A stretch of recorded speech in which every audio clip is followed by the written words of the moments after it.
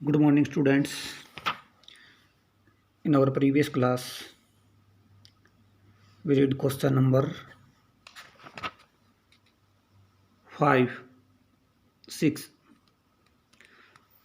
Today is our question number 7. Write 10 line on the usefulness of microorganism in our life.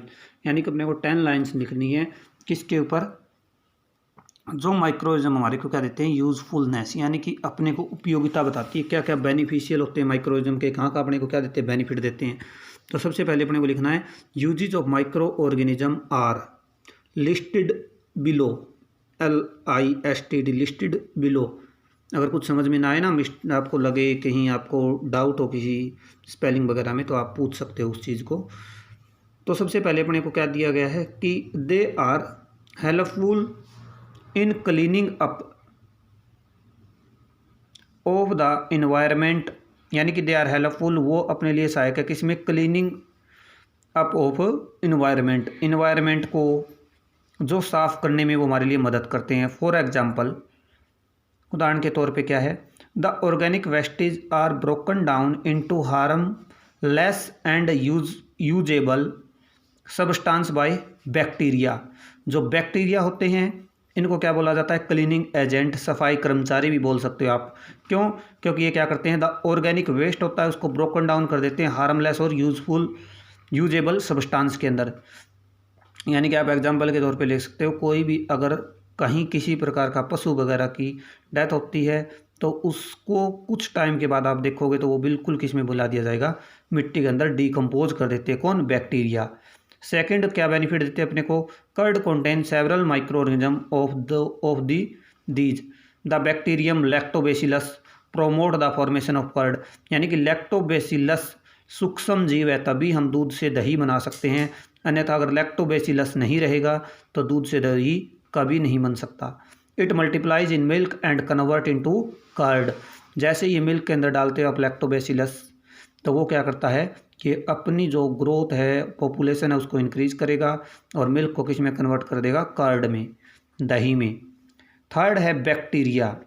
Bacteria are also involve in the making of cheese, piles and many other food items. जो अनेक प्रकार के food item बनते हैं वो भी किसकी सहायता से बनते हैं, microorganism. Antibiotics are being produce from bacteria and fungi. Bacteria और फंगी से आपकी क्या बनाई जाती है, एंटीबायोटिक्स। जो इंजेक्शन है आपकी टैबलेट वगैरह वो सभी किससे बनती है, सूक्ष्म जीवों से। फिर क्वेश्चन नंबर 8 है right A short paragraph on the harms causes bye microorganism. यानी कि इनके नुकसान बताने एक पैराग्राफ में हमारे को। तो microorganism causes disease in plant and animal, animal और प्लांट के अंदर डिजीज फैलाते हैं। Example, cholera in human is causes by bacteria. यानी कि आपका हैजा जैसी डिजीज होती हैं वो किसकी वजह से होती हैं, बैक्टीरिया की वजह से, जिसका नाम क्या है, इब्रोक्लोरा। In example the virus causes foot and mouth disease. जो फुट और माउथ डिजीज होती है पशुओं में, उसके लिए भी कौन जिम्मेवार है, माइक्रोऑर्गेनिज्म। यानी कि जितनी भी डिजीज है वो माइक्रोऑर्गेनिज्म की वजह से हो रही है। Microorganism spoil the food by decomposing the food material. कुछ समय के लिए आप फूड को अब छोड़ दोगे तो उसको सड़ाने का या उसको खराब करने का काम कौन करेंगे, सूक्ष्म जीव। Microorganism are responsible for food poisoning. जो फूड पॉइजनिंग होती है हमारे, तो उसके लिए भी कौन रिस्पॉन्सिबल है, माइक्रोऑर्गेनिज्म। फिर लास्ट क्वेश्चन है question number 9, what are antibiotic. Antibiotic क्या है, what precaution must be taking while. आप अगर एंटीबायोटिक ले रहे हो तो आपको क्या एहतियात बरतनी चाहिए। Chemical agents that kill or stop the growth of disease causes microorganism are called antibiotics. Chemical agent होते हैं जो किल और स्टॉप, यानी कि या तो मार देंगे या रोक देंगे किसकी ग्रोथ, जो डिजीज फैलाने वाले माइक्रोऑर्गेनिज्म है, उनको एंटीबायोटिक कहते हैं। Antibiotic should be taken only on the advice of A qualified doctor.